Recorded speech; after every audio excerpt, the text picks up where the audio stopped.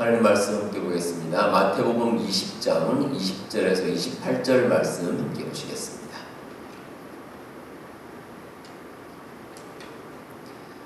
하나님 말씀 찾으신 대로 한 절씩 교독하도록 하겠습니다. 그때 세베대의 아들의 어머니가 그 아들들을 데리고 예수께 와서 절하며 무엇을 구하니 예수께서 이르시되 무엇을 원하느냐 이르되 나의 이 두 아들을 주의 나라에서 하나는 주의 우편에 하나는 주의 좌편에 앉게 해주옵소서. 예수께서 대답하여 이르시되 너희는 너희가 구하는 것을 알지 못하는도다. 내가 마시려는 잔을 너희가 마실 수 있느냐? 그들이 말하되 할 수 있나이다. 이르시되 너희가 내 잔을 마시려거나 내 좌우편에 앉는 것은 내가 주는 것이 아니라 내 아버지께서 누구를 위하여 예비하셨든지 그들이 이루어질 것입니다.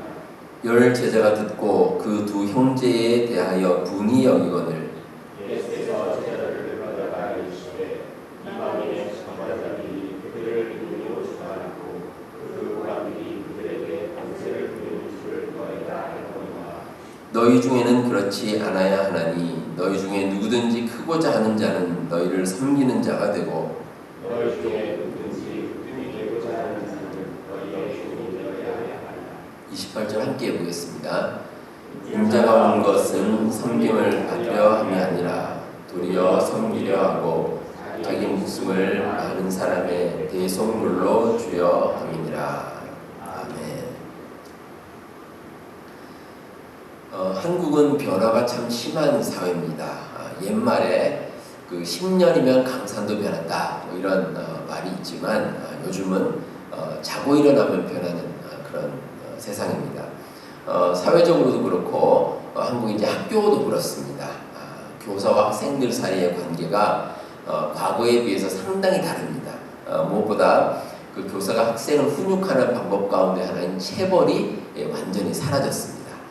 만약에 교사가 학생들을 체벌했는데 학생들이 경찰에 신고한다 그러면 그 교사가 경찰서에 가서 조사를 받아야 됩니다. 그리고 만약에 체벌의 정도가 심할 경우에 법적으로 처벌을 받습니다. 심지어는 이 물리적인 처벌뿐 아니라 언어적인 훈육도 그렇습니다. 그 말을 학생들이 듣고 이게 문제가 있다고 해서 또 이제 고소를 하게 되면은 또 문제 삼을 수 있는 그런 상황이 됐습니다.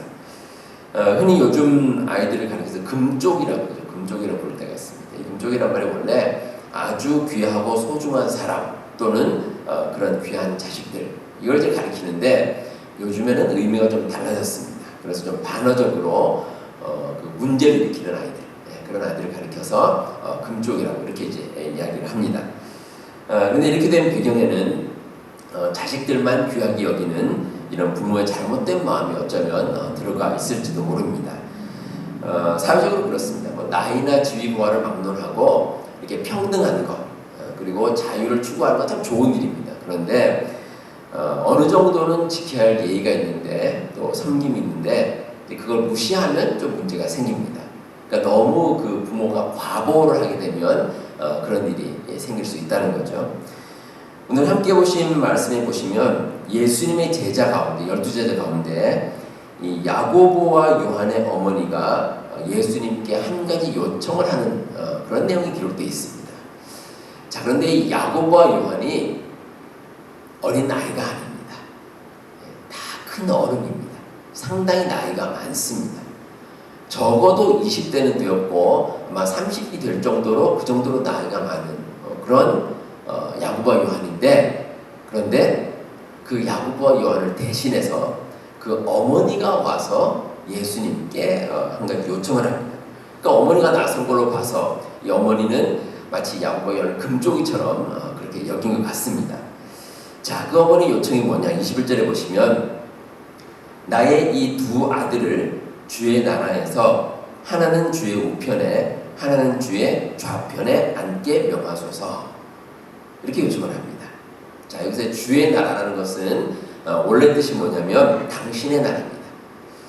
그러니까 예수님께서 나중에 이제 천국에서 다스리실 그런 나라가 아니고 이 세상에서 예수님께서 만약에 정치적으로 어떤 높은 자리에 올라갔을 때 그때 그 나라에서 이 야고보와 요한이 좀 고위 관직, 그러니까 한 자리 한번 차지했으면 좋겠다라고 뭐 쉽게 말하면 예수님께 청탁을 하는 거죠.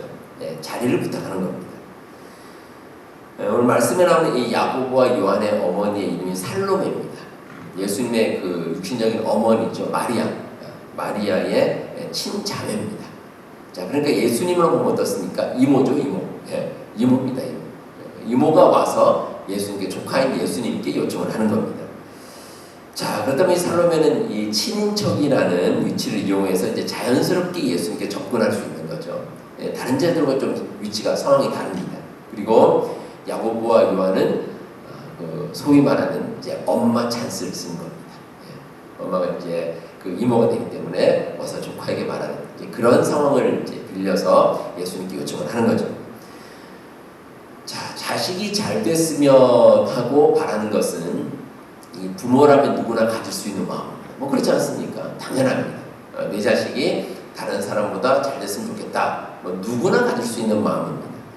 뭐 그렇기 때문에 친인척이라는 조건을 이용해서 예수님께 요청을 하는 것, 뭐 이게 인간적으로 보면 뭐 그럴 수 있다고 생각할 수도 있습니다. 자, 그런데 야고보와 요한의 어머니가 가진 이런 생각에 대해서 예수님께서 한 가지 질문을 던지십니다. 22절에 보시면 내가 마시려는 잔을 너희가 마실 수 있느냐? 이렇게 질문을 던지십니다.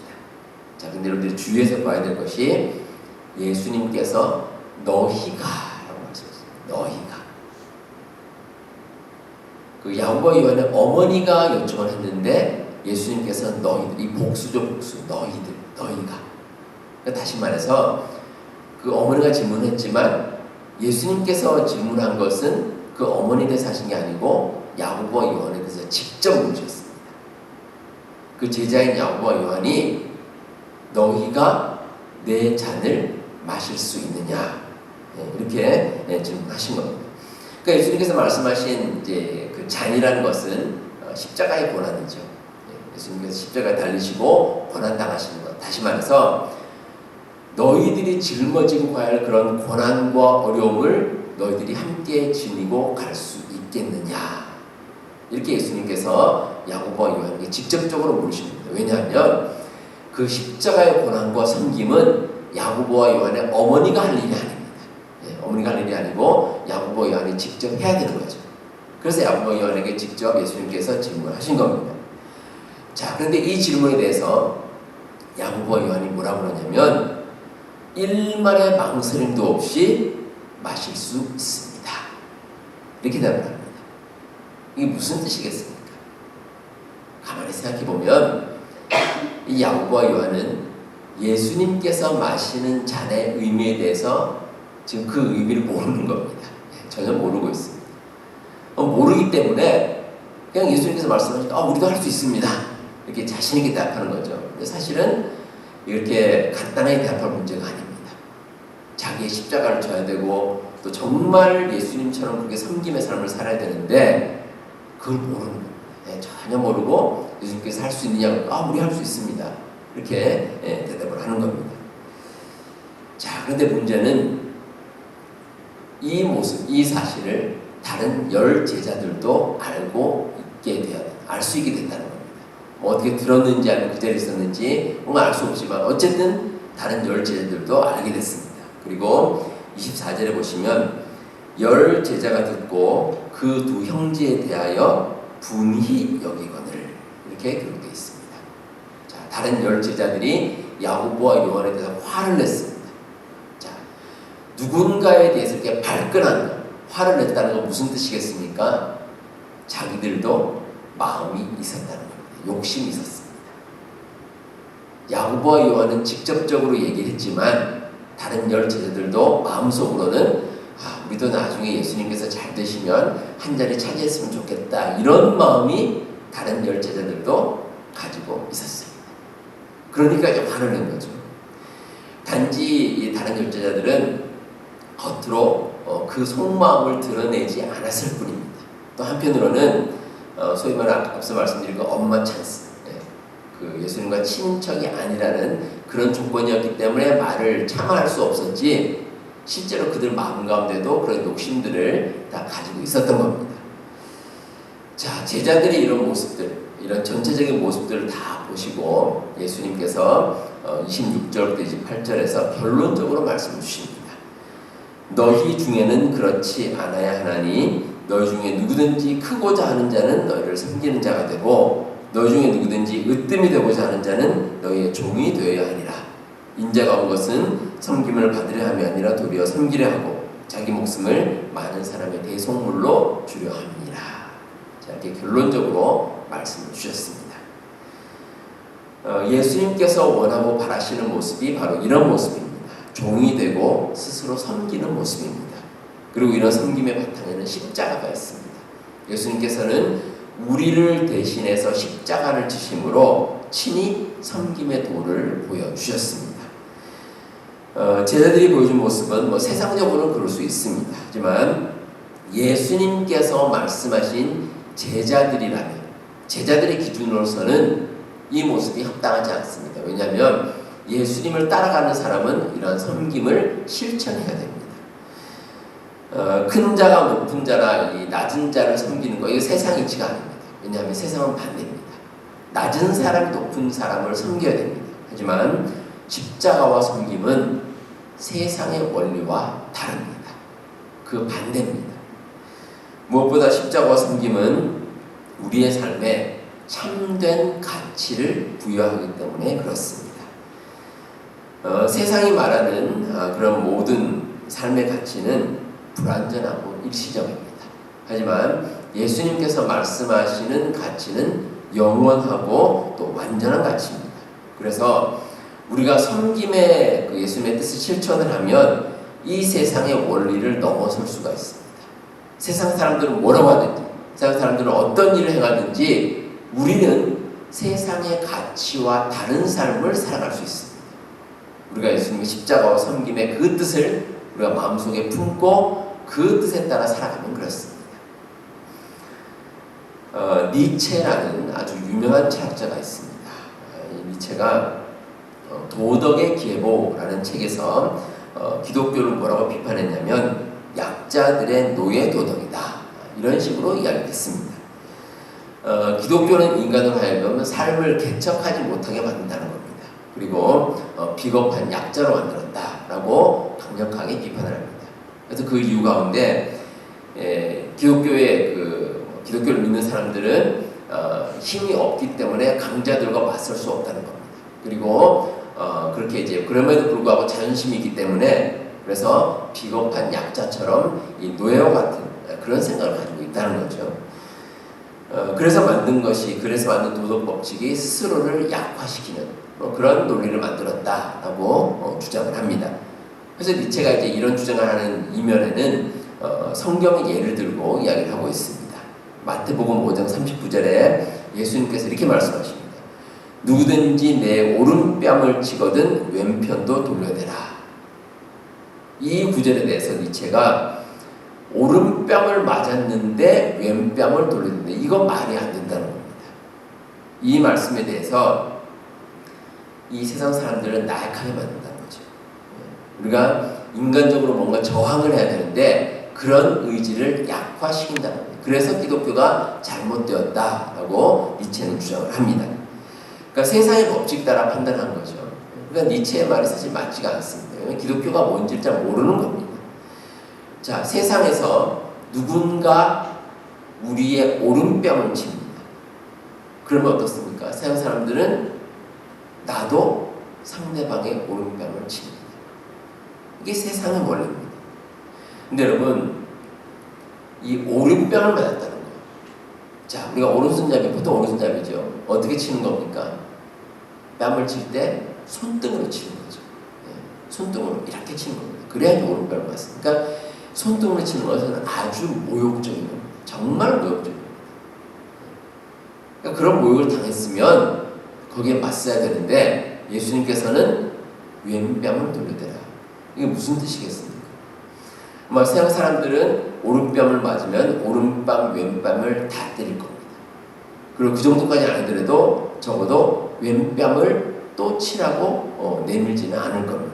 하지만 예수님께서는 섬김의 길입니다. 섬김. 예수님은 약자가 아니죠.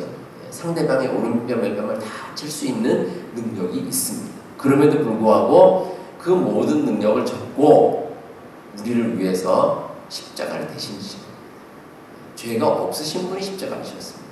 이 세상의 원리가 아닙니다. 세상에서는 죄가 없는 사람은 자신 있게 죄가 없다고 당당히 나설 수가 있습니다. 근데 예수님께서는 그 모든 것을 감수하시고 친히 십자가를 지셨습니다. 그리고 섬김이 무엇인지 보여주셨습니다. 세상적인 관점에서 보면 이 성경 말씀은 신비함 투성입니다. 다 신비한 일입니다. 죄가 없으신 예수님께서 십자가를 지신 것도 신비하고 또 죽은 나사로가 살아난 거 참 신비한 일입니다. 예수님께서 물 위를 걸어가신 거 그리고 십자가에 돌아가시고 부활하시고 또 하늘로 승천하신 모든 일들이 정말 신비한 것뿐입니다. 근데 그 모든 것의 바탕에는 예수님의 십자가가 있고 섬김의 길이 있습니다. 그 마음으로 예수님께서 모든 일을 행하신 겁니다. 자, 이런 맥락에서 예수님의 십자가가 우리의 삶에 던지는 메시지가 있습니다. 삶의 참된 가치입니다. 예수님께서는 십자가를 통해서 우리 삶이 얼마나 소중한지 참된 가치를 깨닫게 만드셨습니다. 우리 여러분들의 모든 삶, 저의 모든 삶이 가치가 있다는 겁니다. 의미 없는 게 아니고 모든 삶이 가치 있다는 것을 깨닫게 하셨습니다. 예수님께서 십자가를 지심으로 그 모든 것을 알려주셨습니다. 제가 언젠가 연세 많으신 집사님 한 분을 신방한 적이 있습니다. 근데 그 신방을 하는 가운데 그분이 나이가 참 많으셨습니다. 80대 후반인데 거의 90이 다 되셨습니다. 이제 좀 혼자 사시는데 제가 이제 이런저런 얘기를 나누다가 그분이 그런 말씀을 하셨습니다. 참 살아온 삶이 의미가 없다는 생각이 든다는 겁니다. 쭉 살아왔는데 과연 내 삶에 무슨 의미가 있나 이런 생각이 든다는 거죠. 그 대신에 저를 보시더니 목사님 그래도 목회를 하시면서 참 의미 있는 삶을 살아오신 것 같습니다. 이렇게 이제 말씀하셨습니다. 제가 이제 그 말씀 듣고 그렇지 않다고 말씀을 드렸습니다. 왜냐하면 이 세상의 모든 삶은 다 의미가 있는 삶이고 또 하나님 보시기에 가치가 있는 삶이다. 제가 그렇게 말씀드렸는데 제가 괜히 하는 말이 아닙니다. 그냥 뭐 듣기적으로 하는 말이 아니라 사실이 그렇습니다. 왜냐하면 예수님께서 우리의 모든 삶을 가치 있게 만드셨습니다. 아마 예수님이 계시지 않았다면 예수님께서 십자가를 지지 않으셨다면 우리의 삶이 허무한 삶으로 끝났을지도 모릅니다. 하지만 예수님께서 우리를 위해 십자가를 지심으로 우리의 모든 삶이 회복이 되었고 또 영원한 생명을 맛볼 수 있는 정말 가치 있는 삶이 되었다는 겁니다. 얼마나 소중한 일인지 모릅니다. 우리가 세상 원리에 따르면 사람마다 가치와 의미가 다릅니다. 그러나 하나님께서는 모든 사람을 소중하게 보십니다. 그래서 가치가 있습니다. 그 하나님의 뜻이 예수님의 십자가와 섬김을 통해서 발현이 되었습니다. 우리 성도님들 이 진리를 잊지 마시고 십자가와 섬김을 통해 우리의 모든 삶이 가치 있게 되었다는 것, 이 진리를 믿고 살아가시는 우리 성도님들 다 되시기를 바랍니다. 우리는 예수님을 통해서 참된 섬김을 깨닫게 됐습니다. 그러면 우리가 예수님처럼 참된 섬김에 어떻게 하면 동참할 수 있을까? 무엇보다 우리가 가진 의지, 내가 가진 생각을 십자가 앞에서 내려놓을 때 그때 우리가 참된 섬김을 실천하며 살아갈 수가 있습니다. 23절에 보시면 예수님께서 야고보와 요한에게 과연 내 잔을 마시게 될 것이다 이렇게 말씀 주셨습니다. 그러니까 야고보와 요한이 예수님의 잔, 그러니까 십자가를 지고 살아가는 삶을 앞으로 살게 될 것이다 라고 예언을 하신 겁니다. 근데 실제로 그 예언이 이루어졌습니다. 이 야고보는 예수님의 제자들 가운데 가장 먼저 순교를 했습니다. 주님의 말씀을 전하는 가운데 가장 먼저 순교를 했고 또 요한은 여러 성경을 기록했지만 그 밤모섬에 이제 유배가 되어서 아주 고난을 많이 겪으면서 하나님의 말씀을 전하는 그런 삶을 요한도 살아갔습니다. 우리도 마찬가지입니다. 예수님께서 십자가에 돌아오셨듯이 우리도 십자가에 나의 의지를 못 박는 겁니다. 그래서 살아가면서 내가 생각하는 그런 나의 욕심이 있고 또 내 주장이 있습니다. 그런데 우리가 정말 섬김의 도를 실천을 하려면 내가 가진 생각을 내려놓는 겁니다. 적어도 우리 하나님 앞에서 내 모든 것을 내려놓고 하나님의 뜻을 우리가 받아서 실천하는 것. 이게 이제 섬김을 온전히 실천하는 겁니다. 정말 중요한 섬김은 내 의지를 내려놓고 나의 의지가 사라질 때 그때 모든 것이 이루어질 수가 있습니다. 특별히 우리 그리스도인들이 그렇습니다. 우리 그리스도인들이 세상을 살아가면서 내가 가진 생각대로 사는 것이 아니라 하나님의 뜻에 맡기는 겁니다. 하나님께서 과연 나에게 뭐라고 말씀하실까? 그래서 내 생각대로 모든 삶을 이끌어가는 것이 아니라 하나님께서 뜻하신 대로 우리 하나님의 말씀대로 그 말씀에 따라 생활할 때 우리가 온전한 삶을 살아갈 수 있습니다. 정말 소중하고 귀한 삶, 가치가 있는 삶을 살아갈 수가 있다는 겁니다. 여러분들 그 운전을 하실 때 아마 이런 경우 있을 겁니다. 여러분들의 뒤에서 그 경찰차가 따라오는 거, 그런 아마 경험이 있을 겁니다. 물론 우리가 그 뭐라든 위반, 교통법규 위반해서 티켓을 받을 때도 그렇지만 때로는 그냥 경찰차가 따라올 때가 있습니다. 아마 경찰차가 이제 사이렌을 울리고 오지 않고 그냥 어디로 가는 길에 우연히 이제 같이 가게 됐든지 하여튼 경찰차가 뒤에서 따라옵니다. 자, 그럼 어떻습니까? 참 마음 졸이는 거죠. 경찰차가 사라질 때까지 마음 졸이고 아주 조심조심 운전합니다. 저도 여러 번 그런 경험이 있습니다. 경찰차가 제 뒤에서 바짝 따라올 때, 그럴 때가 있습니다. 그런데 제가 한번 그런 생각이 들었습니다. 이 경찰차가 제 뒤에서 따라올 때 제가 운전을 어떻게 했을까? 나중에 생각해보면 정말 모든 교통법규를 잘 지켜가면서 운전했습니다. 그러니까 그 어떤 지역을 가다 보면 스피드가 있죠. 예를 들어서 40마일이다. 그러면 절대 넘지 않습니다. 절대 넘지 않고 40마일이 되지 않게 다 운전하고 또 그리고 신호등 잘 지키고 그러니까 모든 거 다 잘 지키고 합니다. 그러면 그 순간에는 내 마음대로 운전한 것이 아니라 경찰차가 인도하는 대로 운전을 한 겁니다. 근데 우리의 신앙생활도 마찬가지입니다. 우리가 정말 섬김의 도를 온전히 실천하려면 우리 주님께서 주신 그 말씀 따라 살아가는 겁니다. 그러면 내가 생각하는 내 고집이나 내 판단이나 내 주장에 따라 살아가는 것이 아니라 우리 하나님께 주신 그 말씀대로 그 귀한 뜻대로 내 삶을 인도해 가는 겁니다. 그러면 내가 인도하는 게 아니고 우리 주님께서 내 삶을 인도해 나가시는 겁니다. 그러면 우리가 올바른 길로 갈 수가 있습니다. 얼마나 귀한 일인지 모릅니다. 우리가 교회에서 이루어지는 많은 사역들이 있습니다. 여러분, 우리의 신앙이 한 단계 성장하는 계기가 있습니다. 그 계기는 우리가 하는 모든 사역들 가운데 내 마음대로 되지 않는다는 것을 깨달을 때입니다. 내가 어떤 일을 하면서 내 할 말 다 하고 또 내 뜻대로 다 하고 그러면 우리가 신앙은 성장할 수 없습니다. 어떤 때는 내 생각대로 되지 않을 때가 있습니다. 힘든 일을 겪을 때도 있죠. 그러면서 신앙이 크는 겁니다. 그러면서 신앙이 자라는 겁니다. 우리 아이들이 철이 드는 거 언제냐? 자기가 때를 쓰고 고집을 부려도 얻지 못한다는 것을 깨달을 때입니다. 그때 철이 듭니다. 만약에 야고보와 요한이 자기 뜻대로 모든 것이 이루어진다고 생각했다면 그러면 참된 진리를 배울 수 없었을 겁니다. 하지만 자기의 생각대로 사는 것이 아니라 우리 주님께서 말씀해 주신 대로 내가 살아간다. 이걸 깨달았을 때 그때 비로소 예수님의 제자처럼 살아갈 수 있게 되었다는 것입니다. 우리 여러분들 삶 가운데도 이런 깨달음이 있기를 바랍니다. 섬김이 비록 힘들지라도 내가 가진 의지를 내려놓으면 가능합니다. 그러면 하나님께서 삶을 인도해 주시고 또 이 믿음 가운데 섬김을 온전히 실천하는 우리 성도님들의 삶이 다 되시기를 바랍니다.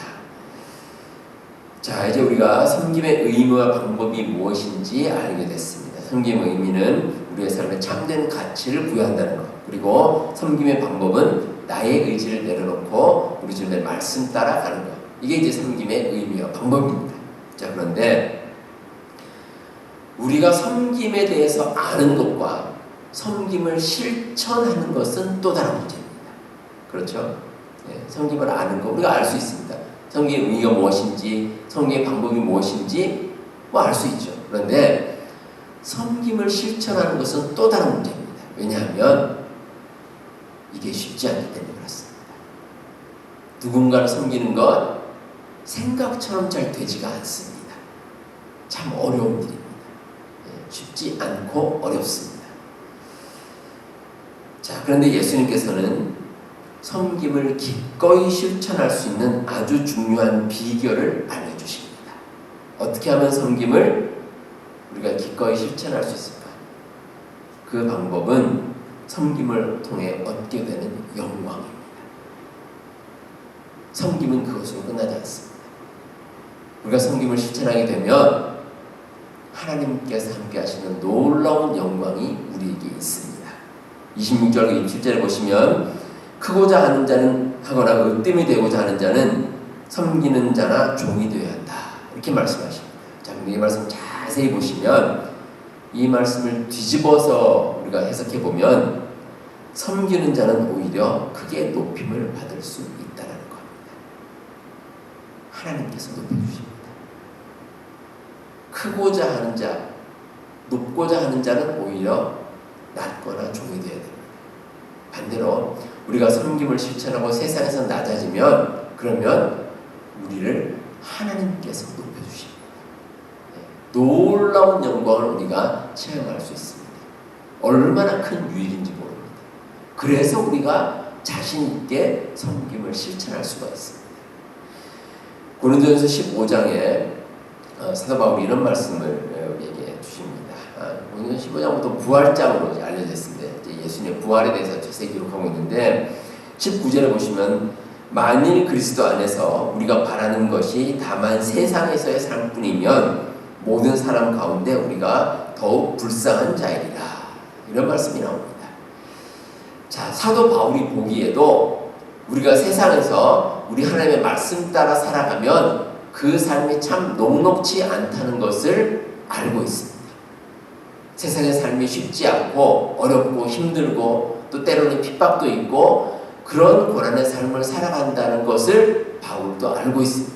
그렇기 때문에 만약에 이 세상의 삶으로 모든 것이 끝난다고 하면 그러면 세상 모든 사람 가운데 우리가 참 불쌍하다는 겁니다. 참 불쌍해 보인다는 거죠.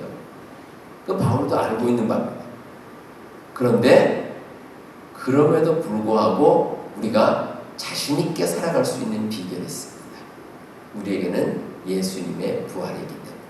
다시 말해서 영원한 생명이 우리에게 있기 때문에 그래서 우리는 이 세상에 비록 어렵지만 그래도 섬기면서 살아갈 때 그 영광을 기대하는 마음으로 이 세상을 자신 있게 살아갈 수가 있습니다.